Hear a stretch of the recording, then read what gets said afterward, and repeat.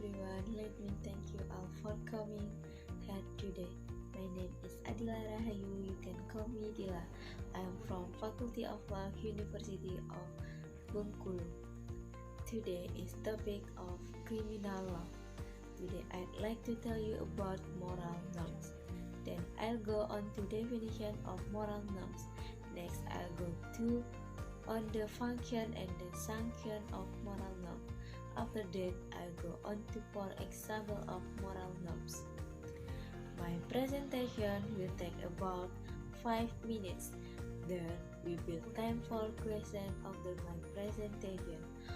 Of course, we'll have to clarify a few points before we start. Definition of moral norms. This norm comes from a question of character.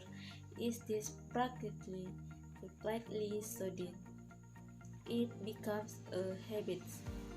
We need to be careful in defining so as not to confuse it with habit norms. Both of them are practiced over and over again into habits, but distinctly has an emphasis on conscience and human action, because adherence to this norm is definitely in moral source from conscience. It is no wonder that this norm is considered universally applicable ever. Every human being has a conscience that permits human behavior to others. In life, this norm becomes a differentiator in social relations between us as human and other living creatures.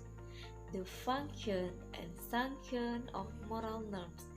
The benefits of this norm are very clear. That is not create or harmonious community life and human treatment among people. For example, directly and rapidly eliminating other people's life is an human act. We can say that this norm prevents the action of such action.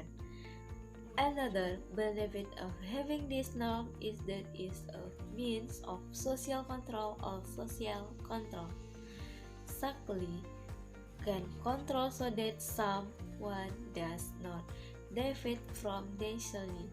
Control from the community being the form of promise or even punishment. Keep in mind once again this norm can interact with other norms, such as norms of decency, religious, and law.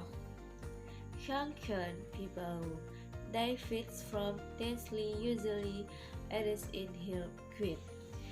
The community alliance reclaims insights or ever punish it.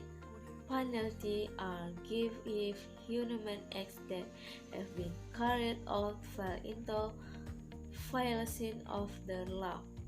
For example, sexual harassment will be seen by people who obey this norm as a human action.